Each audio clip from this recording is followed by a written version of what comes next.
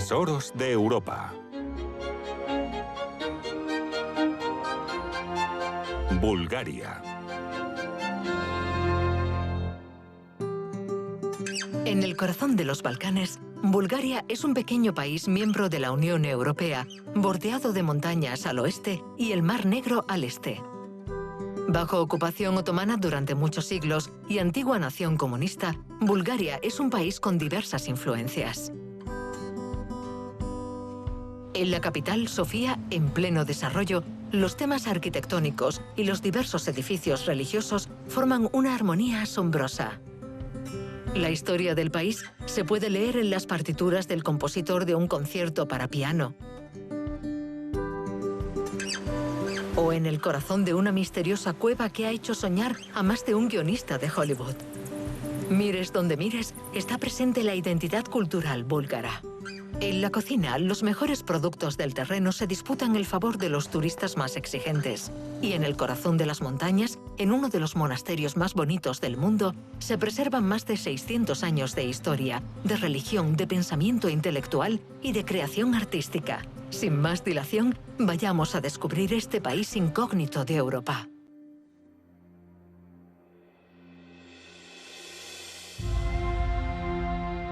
En el sudoeste de Bulgaria, a 60 kilómetros de Sofía, acurrucado entre las montañas y los bosques frondosos de Rila, a 1150 metros de altitud, descubrimos el impresionante monasterio de Rila.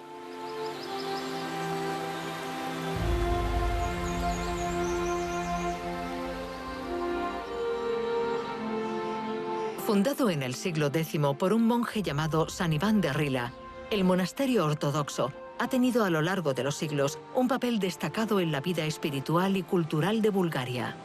Declarado Patrimonio de la Humanidad por la UNESCO, es el monumento más importante del país. San Iván de Rila nació en el seno de una familia muy religiosa, cerca de Sofía. Atraído muy joven por una vida ascética y de oración, se retiró a sitios cada vez más remotos, hasta refugiarse en las montañas de Rila. Durante los primeros años de su vida ascética, estuvo solo. En el testamento que escribió para sus discípulos, cuenta que los que llegaban a ese sitio se encontraban con un paisaje agreste, lleno de vegetación infranqueable y de animales salvajes. Vivió solo durante mucho tiempo, hasta que un día se lo encontraron unos pastores que iban con sus rebaños. En ese momento se empezó a saber sobre su vida y sobre su obra, y muchas personas quisieron seguir su ejemplo y se fueron uniendo a él poco a poco.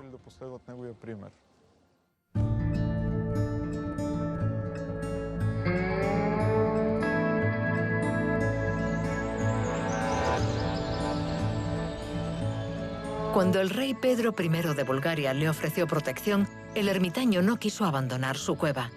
Al final de sus días, por compasión hacia sus discípulos, consideró construir el monasterio. Tras su muerte, el monje fue canonizado por la Iglesia Ortodoxa. Es el protector de Bulgaria. El monasterio se convirtió entonces en un centro religioso y cultural muy influyente en el país, y su tumba es venerada. A lo largo de la Edad Media, el monasterio de Rila fue un centro espiritual y de estudio que preservó la cultura y literatura búlgaras. La cueva y la tumba de San Iván de Rila datan del siglo X y han sido protegidas hasta el día de hoy, mientras que la antigua torre construida por el señor feudal Gerelio Dragobol data del siglo XIV. Se terminó en 1335.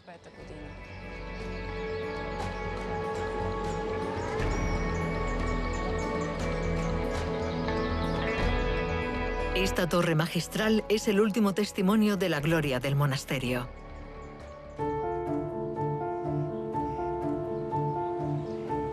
Aquí, la personalidad erudita y cultivada de San Iván de Rila sirvió de guía a una creciente comunidad de monjes.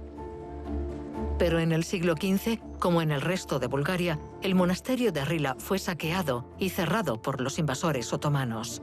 Fue el inicio de 4 siglos de ocupación, un periodo oscuro para el país que pasó a ser una provincia del Imperio musulmán.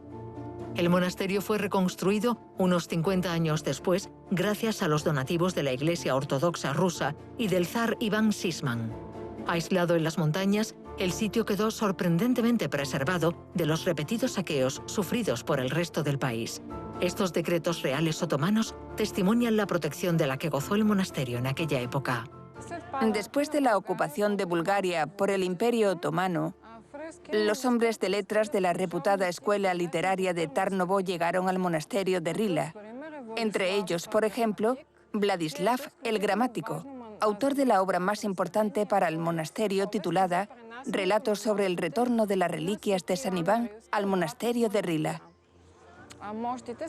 Las reliquias robadas se devolvieron en 1469. Ahora se encuentran en la iglesia principal del monasterio.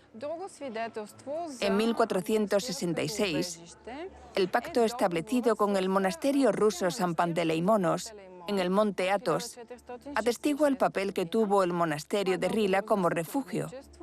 El acuerdo declaraba la disposición de los monasterios de actuar como refugio en caso de peligro o ataque.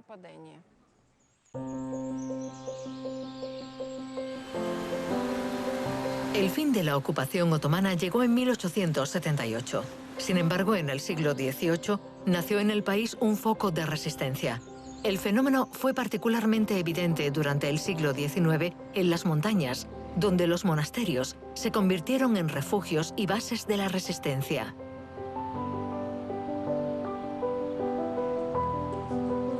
El período de renacimiento búlgaro tras la liberación del país se caracteriza por la toma de conciencia de una identidad cultural eslava después de siglos de ocupación. El monasterio de Rila es un gran símbolo de ese periodo. El renacimiento búlgaro fue un periodo de apogeo espiritual, cultural y artístico. Los religiosos, los hombres de letras y los artistas, junto con los representantes de la nueva burguesía, que se estaba empezando a formar, se aunaron en torno a la idea de la liberación de Bulgaria. En 1883, un incendio destruyó la mayor parte de los edificios del monasterio. Se reconstruyó muy rápido, entre 1834 y 1862, gracias a los donativos de familias búlgaras, ya que se consideraba como un símbolo y tesoro nacional de Bulgaria. Eso explica por qué la mayoría de los edificios que lo constituyen hoy en día datan del siglo XIX.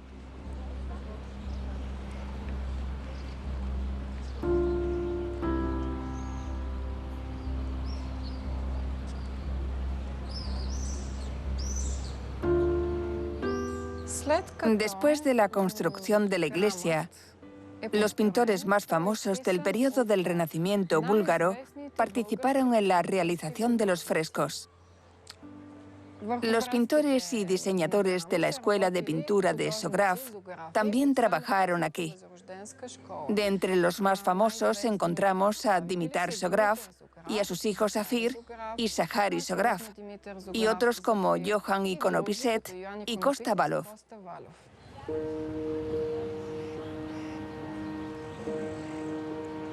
Las paredes de la galería porticada están decoradas con escenas del Antiguo Testamento, del Purgatorio y de leyendas folclóricas.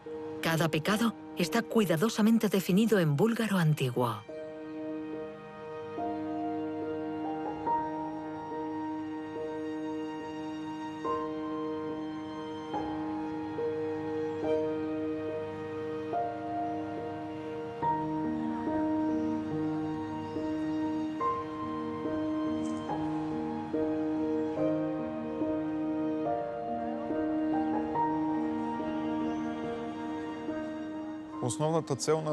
El objetivo principal de los frescos era el de transmitir el pensamiento y las aspiraciones de todos los que viven en la tierra, de los fieles, sobre todo en el momento de la liturgia. También transmitir el símbolo de la Iglesia, especialmente el carácter espiritual de la religión, la vida por encima de todo lo material. Y también trasladar las aspiraciones de todo cristiano a saber salvar su alma y acercarse al trono de Dios. Uno de los tesoros del monasterio de Rila es esta asombrosa cruz gigante finamente tallada en madera.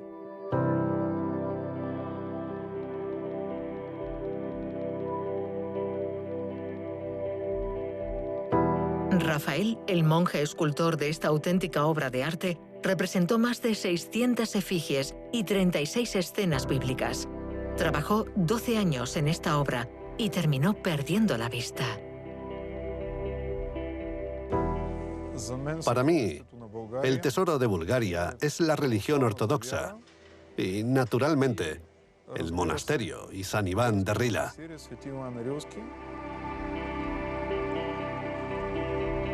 Actualmente, 10 monjes viven en el monasterio de Rila. Continúan la obra de San Iván, aplican las reglas de la vida y la liturgia heredadas del siglo X y hacen de guías. Tanto para los peregrinos como para los turistas, la emoción es intensa entre los muros coloridos del monasterio en medio de un paisaje majestuoso.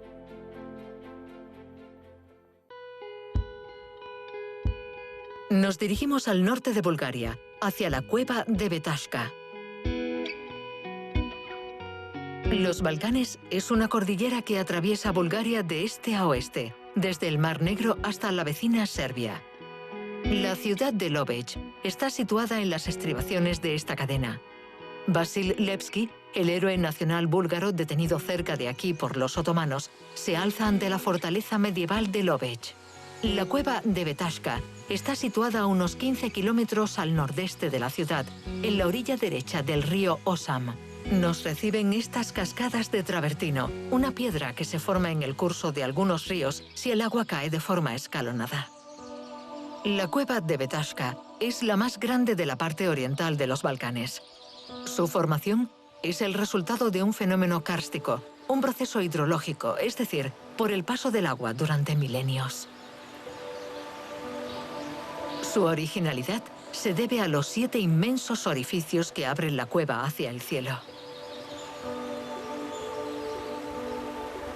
Durante millones de años, el agua ha ido creando su obra.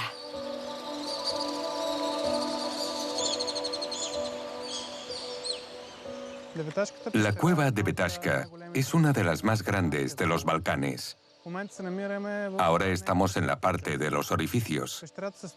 La cueva tiene 2 galerías.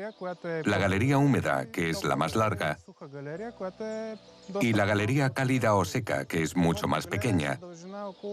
La galería húmeda tiene 2,5 kilómetros y es donde nace el curso del agua.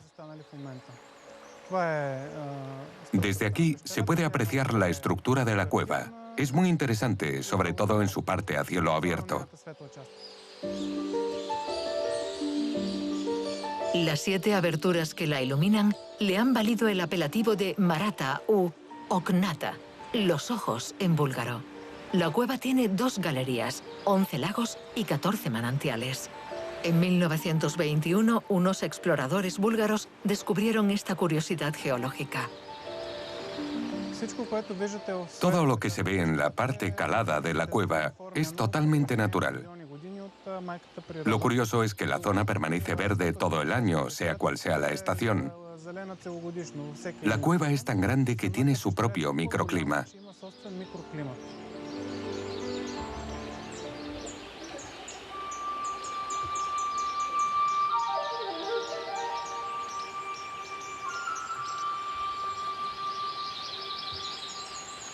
En 1996, la cueva fue declarada reserva natural. Albergan numerosas especies de aves y mamíferos que figuran en la lista roja de las especies en peligro de extinción. Es un hábitat grande, húmedo y sombreado que ofrece unas condiciones raras y valiosas. En junio y julio, durante el periodo de apareamiento de algunas especies, se prohíbe el acceso al público.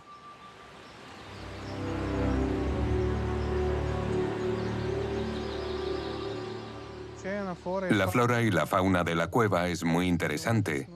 Durante todo el año podemos encontrar unas 75 especies de pájaros y 33 especies de murciélagos. Los murciélagos son quienes llevan la fama de la cueva por toda Europa. La cueva de Debetashka forma parte del Acuerdo Europeo de Conservación de Murciélagos Eurobats.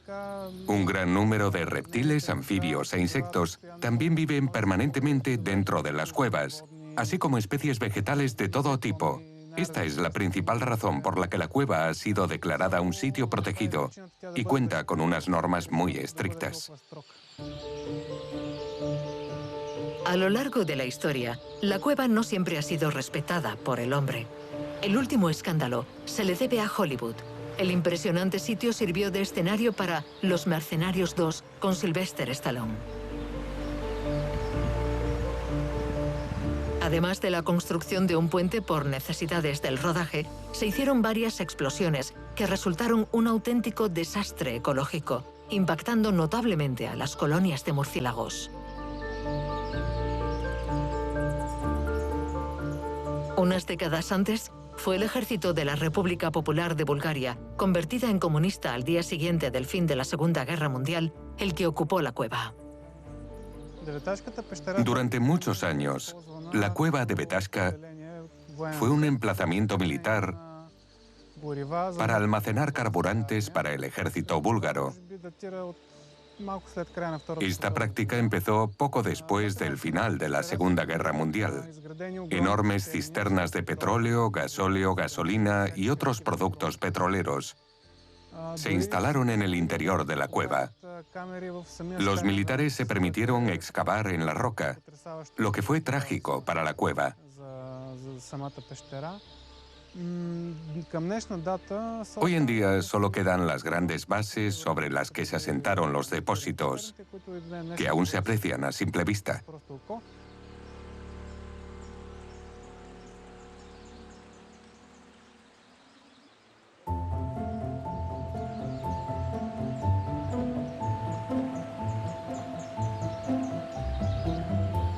Durante la Segunda Guerra Mundial, el ejército alemán también utilizó la cueva como depósito de municiones. Derrotados por el Ejército Rojo, tenían que irse y abandonar todo el material. Entonces se tomó la decisión de dinamitarlo. La leyenda cuenta que un pastor que pasaba por ahí se tropezó con el cable del detonador y cortó un trozo para llevárselo a su casa, y sin saberlo, salvó este sitio de la destrucción.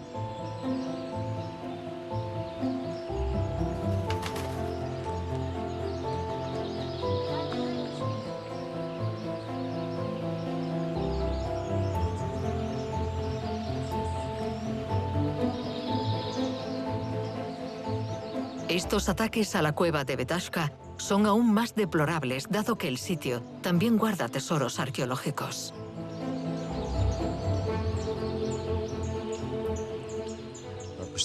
Los periodos durante los cuales la cueva fue habitada son bastante extensos. Los más antiguos datan del Paleolítico Medio y del Paleolítico Superior.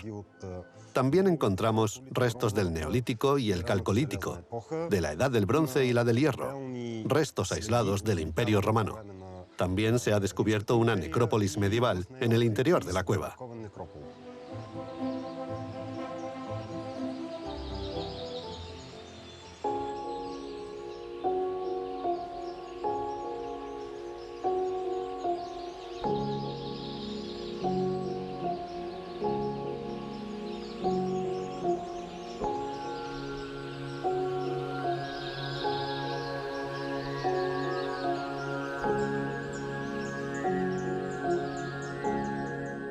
Durante antiguas excavaciones arqueológicas hallaron los fragmentos de una necrópolis, pero no podemos afirmar que provengan de un templo, ya que el contexto del descubrimiento no es lo bastante preciso.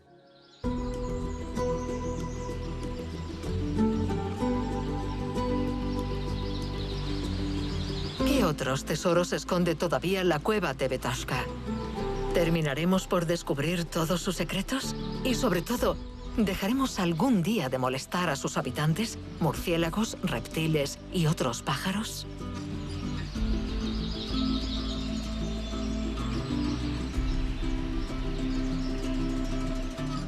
A pesar de las excavaciones arqueológicas precedentes, la cueva de Debetashka todavía esconde restos de culturas inexploradas, lo que provoca un gran interés científico y la posibilidad de futuras investigaciones arqueológicas. Eso significa que todavía se pueden llevar a cabo nuevas excavaciones arqueológicas.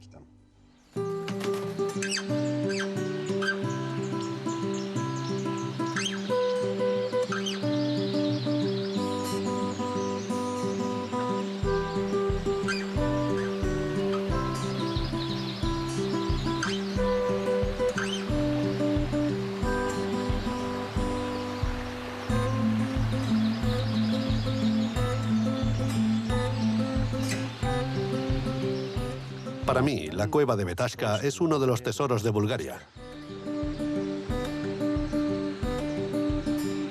Refugio para especies en vías de extinción, paisajes impresionantes y un libro abierto para las primeras civilizaciones de Europa Central, la cueva de Betashka es una visita obligada en Bulgaria.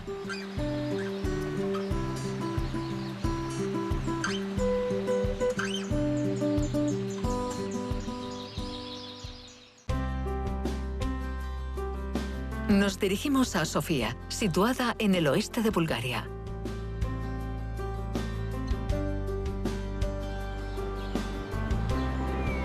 En una meseta a 542 metros de altitud, en el corazón de una de las capitales jóvenes de Europa, se encuentra la historia cultural de un país donde a menudo se ha violado la libertad de pensamiento y de creación.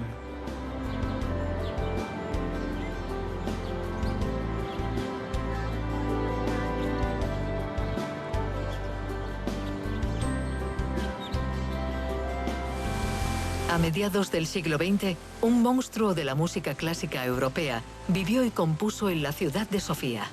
Se trata de Pancho Vladigerov. Aunque el arte y la cultura búlgaros aún se desconocen en Occidente, este artista está en el panteón de la creación clásica del siglo pasado. Habitual en su tiempo, en las más altas esferas intelectuales europeas, Pancho Vladigerov es a la vez heredero y embajador de la cultura búlgara en el mundo. La obra de Vladigerov estuvo marcada por el folclore búlgaro e influenciada por la música clásica y la contemporánea. Este hombre tenía una formación musical muy sólida y supo penetrar en lo más profundo de la melodía y el ritmo de la música folclórica búlgara.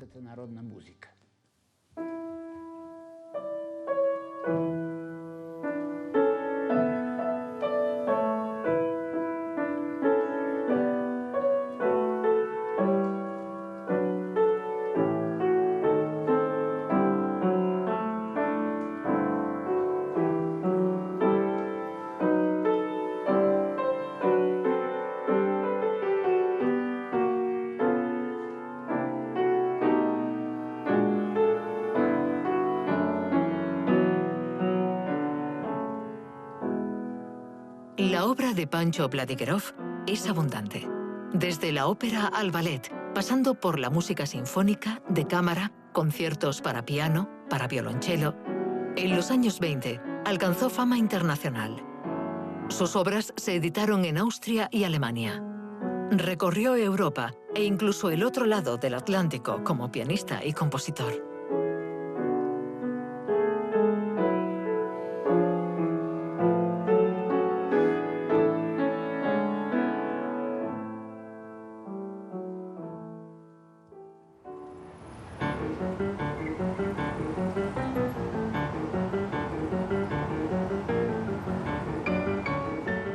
La visita a la ciudad de Sofía, siguiendo los pasos de Pancho Vladigerov, empieza con el descubrimiento de su casa en lo alto de la colina Losenets.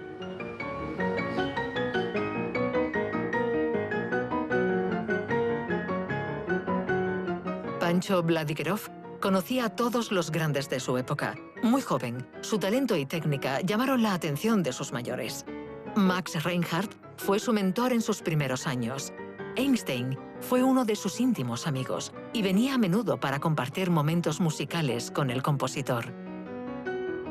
El pintor Pablo Picasso, el compositor Maurice Ravel, Eugène Ysaÿe, el gran violinista belga, también se cruzaron en el camino de Pancho Vladigerov. Lo más curioso es que fue en Alemania, cuando vivía lejos de su país, donde Vladigerov escribió algunas de sus obras más patrióticas. Por ejemplo, la Bulgarian Suite, Rapsodia búlgara Vardar, danzas y cánticos búlgaros, entre otras. Esta temática patriótica la continuó cuando regresó a Bulgaria en 1932. Entre sus obras más conocidas podemos citar la ópera Zar Kaloyan, que escribió en honor del soberano búlgaro que firmaba sus cartas como Kalojanes Imperator Búlgaro.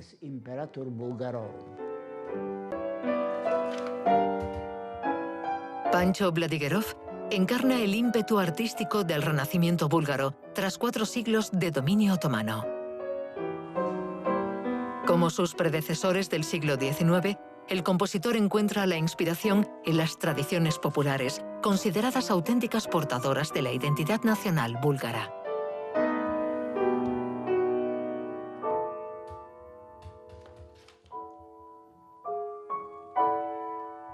En un país que sufrió primero la represión otomana y luego la comunista, la obra de Pancho Vladigerov es un símbolo importante que enorgullece al pueblo búlgaro. Condensa la cultura tradicional y la música universal que se exporta con orgullo a Occidente. Esto es lo que Pancho Vladigerov quería conseguir y transmitir a las generaciones futuras. Muchos fueron los alumnos que el compositor acogió en esta casa.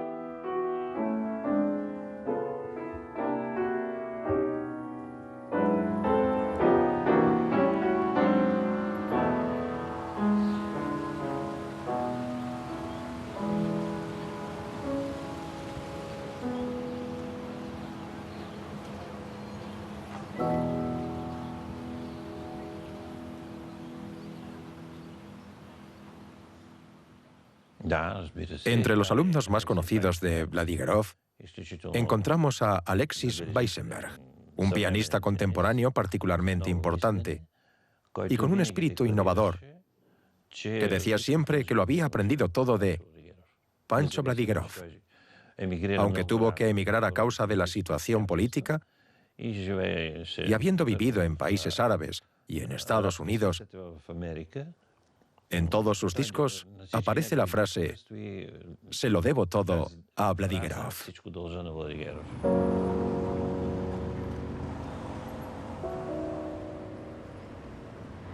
En Sofía, el compositor tuvo un papel importante en la transmisión y desarrollo de la identidad musical búlgara. El legado de la obra del artista se perpetúa en la Academia Nacional de Música.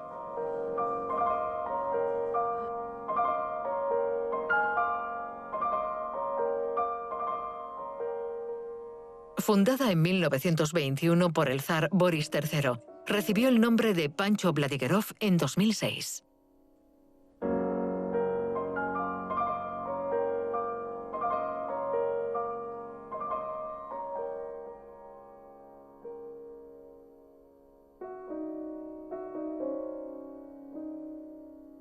Cuando Vladigerov volvió de Berlín en 1932, fue nombrado profesor de piano y formó a numerosos discípulos. El programa musical de los estudiantes de la Academia Nacional de Bulgaria, cuya formación dura 5 años, comprende obligatoriamente una obra búlgara durante el 3.º y el 5.º año. No es obligatorio que la pieza sea de Pancho Vladigerov, pero muchos lo escogen porque aún hoy su obra está muy presente en los corazones de la gente. Son piezas fáciles y accesibles, bonitas y alegres.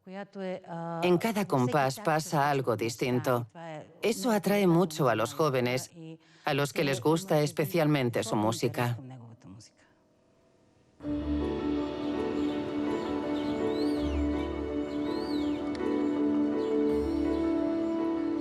Vladigerov sigue siendo uno de los símbolos culturales de Bulgaria.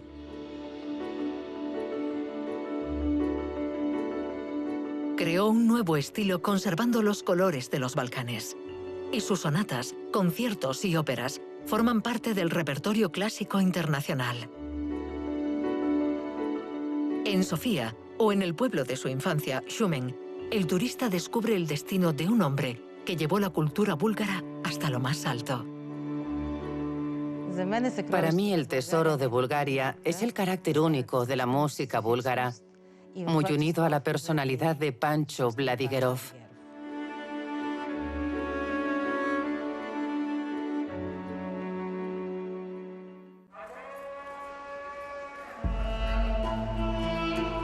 Nos dirigimos a la costa del Mar Negro, a Varna, en el este de Bulgaria.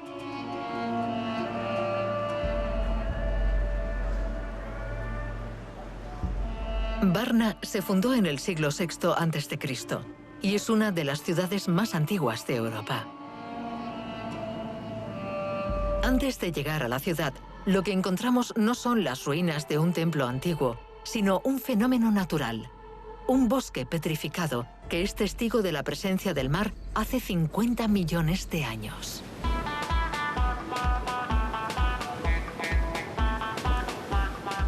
Varna es un puerto, una ciudad industrial y dinámica, dotada de un importante patrimonio arquitectónico, puerta de entrada en el litoral del Mar Negro. Lyubomir es chef en 2 restaurantes de la ciudad balnearia. Enamorado de su ciudad y de su zona, se ha entregado a dar nueva carta de naturaleza a la gastronomía búlgara. Resumiendo, digamos que siempre he querido ser chef. Desde pequeño cocinaba en casa. Me formé en una escuela especializada y después investigué un poco. Siempre me he movido en el mismo ámbito, pero he probado distintas cosas. He sido barman y camarero. Al final decidí escuchar a mi corazón. Tenía 2 opciones, escucharlo o no, y al final decidí escucharlo. A partir de ese momento decidí involucrarme en la cocina. Me apliqué mucho y llegó un día en el que llegaron los resultados. Lo más importante de este oficio es la perseverancia. Hay que perseverar.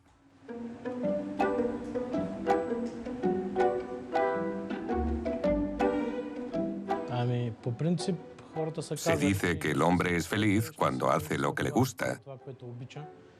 Así que creo que soy muy afortunado. Nací en el mejor sitio. Me he criado en una familia de cocineros y hago mi trabajo con mucho amor y con muchas ganas.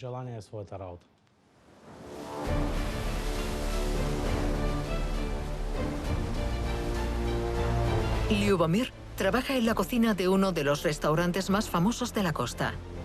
Ahí delante, de cara al horizonte, la silueta de un barco majestuoso no pasa desapercibida. Es el Mr. Baba y es el sitio donde Lyubomir ofrece a sus clientes una cocina búlgara refinada. Nuestro chef se llama Lyubomir Stefanov. Trabajamos juntos desde que Mr. Baba abrió en 2005. Nuestra carta ofrece una gran cantidad de platos a base de pasta, de carne y de pescado. Encontramos ideas en nuestros viajes por todo el mundo, con ocasión de encuentros o incluso entre nuestros clientes. Nuestra carta es el fruto de nuestra búsqueda, de nuestra inspiración y de nuestro trabajo en equipo.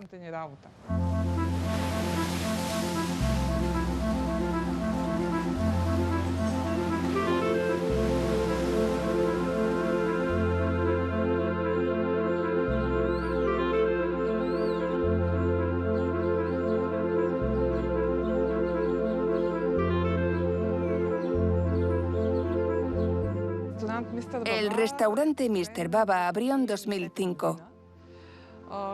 La idea era la de recrear lo más fielmente posible un galeón del siglo XIV. Es una réplica a tamaño real. Claro que por las necesidades del restaurante añadimos una cocina. Podemos acoger a 280 comensales. Tenemos 3 puentes y una terraza. Creo que su apariencia y su arquitectura lo hacen auténtico. Aunque no existe una unidad en la cocina búlgara, las influencias europeas, orientales y de los Balcanes, combinadas con el clima templado, han dado lugar a notables especialidades basadas en pescado, verduras y hierbas, especialidades reinterpretadas y modernizadas en el menú del chef Lyubomir, sin olvidar el vino. La viticultura existía ya en Bulgaria 3000 años antes de Cristo. El país cuenta con 5 grandes regiones vitícolas en las costas del Mar Negro, con variedades autóctonas. Lyubomir también ha decidido explotar esta riqueza. Trabaja estrechamente con las pequeñas bodegas locales, convencido de que sitios como Mr. Baba son un medio excelente de dar a conocer a los pequeños y talentosos viticultores. Lo más importante en nuestro oficio es el producto con el que trabajamos. Es primordial. Y personalmente yo suelo escoger mis productos y fijo mis criterios con los vendedores y sobre todo con los productores. Trabajamos mucho con los productores. Les transmito mis exigencias y ellos las respetan en función de la estación y de los periodos de actividad que tengamos. Otra de las cosas a las que doy importancia es la persona a quien le compro el producto. Necesito que me atraiga su personalidad. Creo que cada persona transmite su propia energía en lo que hace. Y por esta razón el contacto personal es muy importante para mí.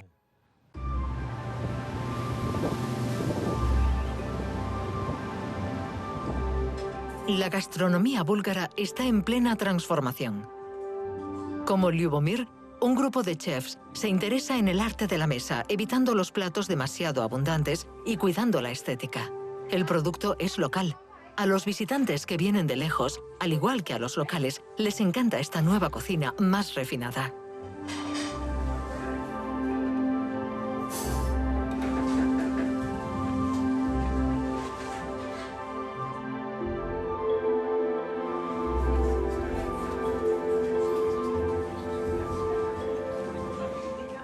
Creo que durante los últimos 20 años, la mentalidad de los búlgaros en relación a la gastronomía ha evolucionado mucho. Desgraciadamente, todavía queda mucho por aprender. Los búlgaros cada vez viajan más y se vuelven más exigentes. Creo que poco a poco la gastronomía va ocupando un lugar más importante en Bulgaria. Además, la cocina búlgara es auténtica y muy interesante. Creo que los turistas tienen mucho que descubrir en nuestro país.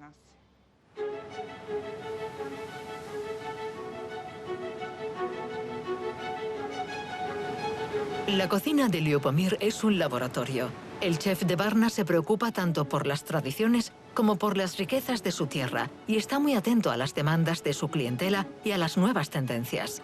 Ha sabido desarrollar una red de distribuidores y de productos locales de calidad. La frescura del producto es esencial en su creación. Bulgaria es un país pequeño, aunque eso no significa que tengamos una educación culinaria limitada. Cada región tiene sus platos típicos. Simplemente hay que dedicarle tiempo, visitar más sitios y probar cosas distintas. Tenemos una cultura variada. Nuestro país está en medio de los Balcanes, entre Oriente y el Mediterráneo, y tenemos una influencia de la cocina rusa. Nuestra cocina es una gran mezcla. Es difícil decir qué es típicamente búlgaro. En cada región se cocina distinto. La cocina es sabrosa, hecha a base de productos regionales y condimentada con especias muy interesantes. ¿Qué es lo típico de nuestra región? Bueno, estamos a orillas del Mar Negro, que ofrece una gran riqueza pesquera. Los peces de esta zona del Mar Negro están de paso, pero suelen estar deliciosos porque la salinidad del agua es muy alta. Nuestro pescado tiene un sabor muy particular y merece la pena probarlo. Las sopas de pescado que preparamos son únicas porque son de pescado fresco. Creo que cualquiera que venga a Varna la tendría que probar. Vale mucho la pena degustar el pescado del Mar Negro.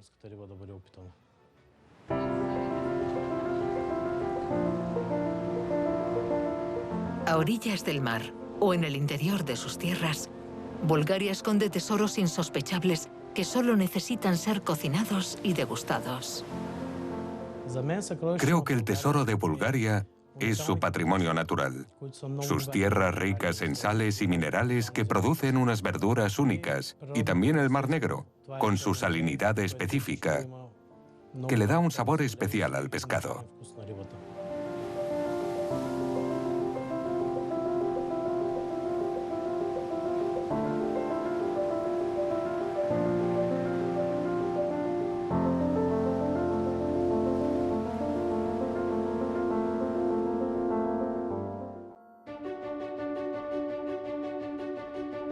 Rumbo a Sofía. La capital de Bulgaria está situada en el oeste del país.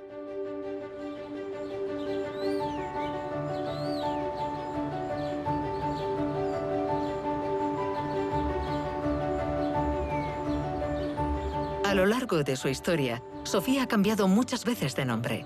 En 1376 tomó el nombre de la Basílica de Santa Sofía, construida hacia el siglo VI de nuestra era.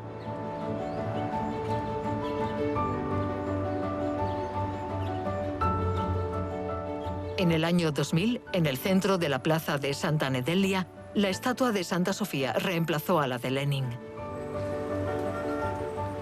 Aunque resultaba demasiado erótica para sus detractores, rinde homenaje a la santa patrona de la ciudad, símbolo de la sabiduría. También hace referencia a la identidad cristiana de Bulgaria.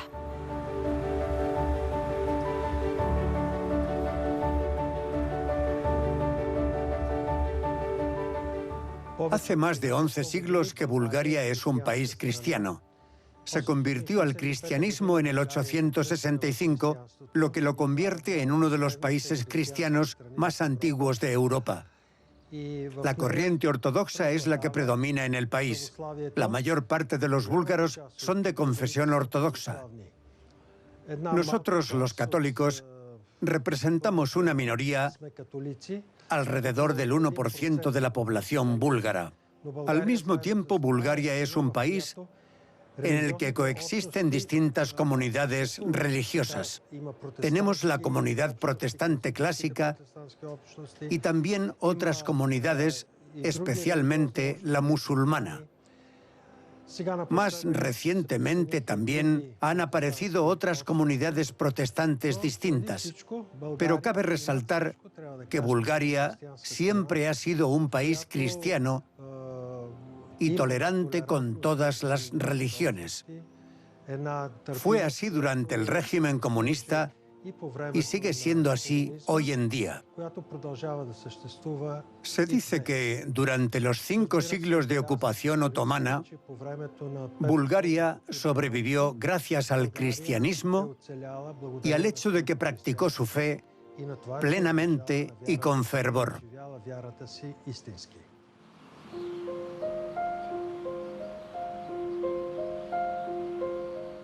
La pequeña comunidad católica de Bulgaria cuenta con unos 50.000 fieles. Su presencia en el país se remonta al siglo IX.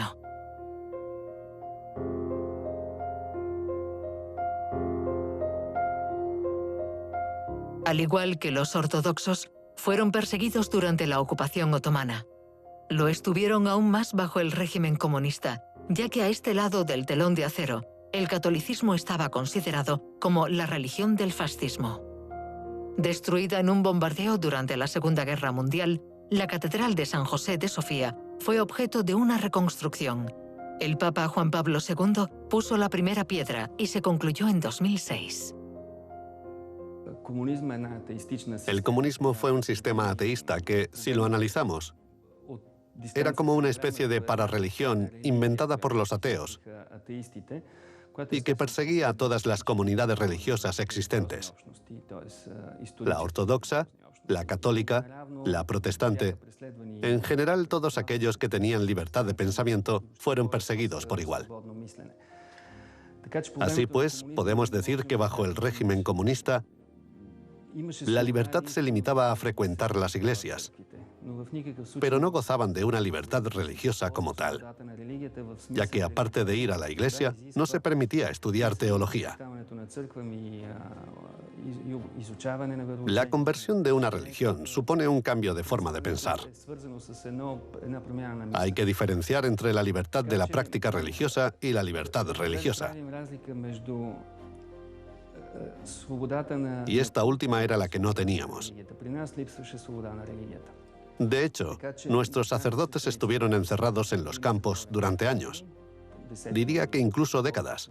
La mayoría de los sacerdotes con los que crecí pasaron gran parte de su vida en un campo.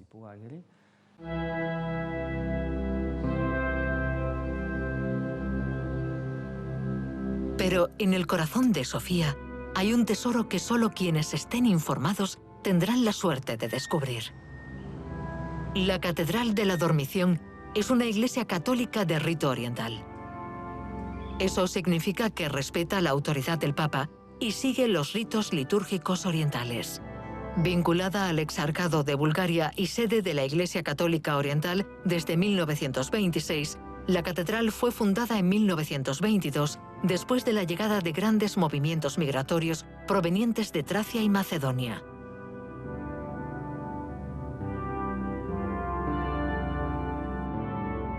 Esta iglesia, no muy grande, esconde pequeñas maravillas ornamentales y decorativas.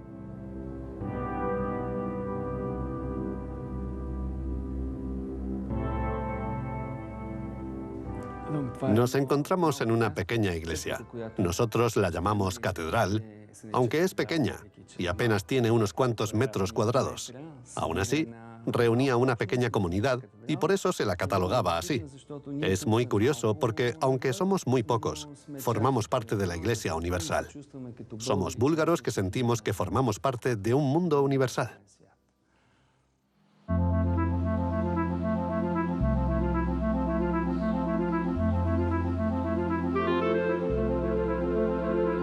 La consagración de la pequeña catedral llegó con la visita del Papa Juan Pablo II. En 2002, y a imagen de su predecesor, Juan XXIII, escogió Bulgaria y la Catedral de la Dormición para su visita oficial el 24 de mayo, el día de los santos Cirilo y Metodio, los creadores del alfabeto búlgaro.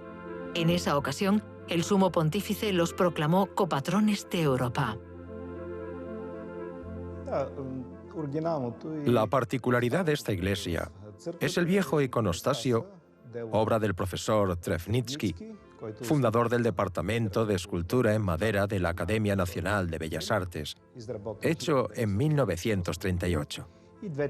También los dos iconos centrales que representan a Jesús y a la Virgen María, obras del pintor ruso Nikolai Rostostev, que también estudió en la Academia de las Bellas Artes de Sofía, y es el autor de varios frescos de distintas iglesias ortodoxas de Sofía.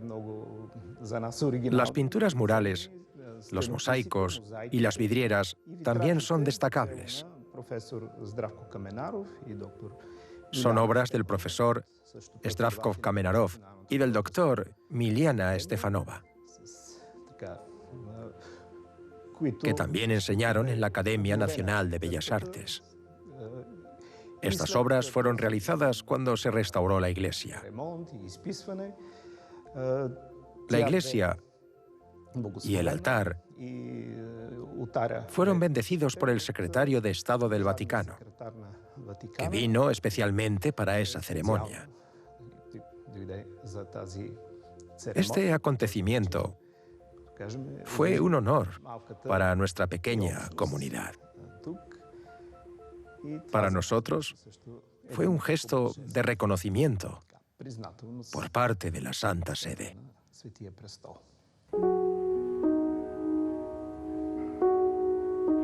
La religión católica de rito oriental existe desde el año 860 después de Cristo. Rama al margen de la Iglesia Católica Latina, es una excepción en el árbol de la religión cristiana. Es un ejemplo de la posibilidad de unión en torno al Papa en la diversidad de ritos.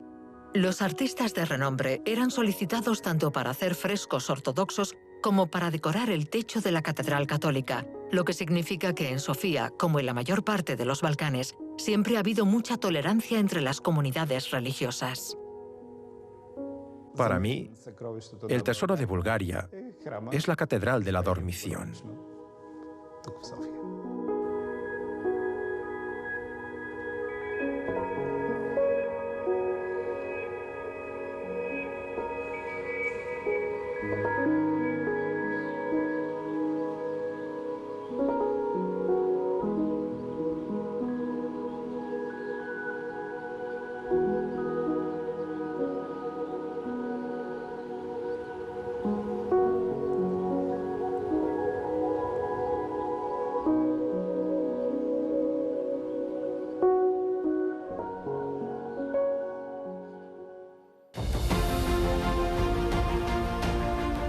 Antesala de Oriente, Bulgaria ofrece un sorprendente abanico de culturas, arquitecturas y paisajes. En el corazón de las montañas, las cúpulas del monasterio de Rila son un magnífico desaire a 4 siglos de dominación otomana. En el centro de la capital, el pueblo búlgaro está dispuesto a preservar y desarrollar su arte y sus tradiciones, además de su libertad. Pequeño país de la península balcánica, Bulgaria conserva un aire romántico y un toque de misterio.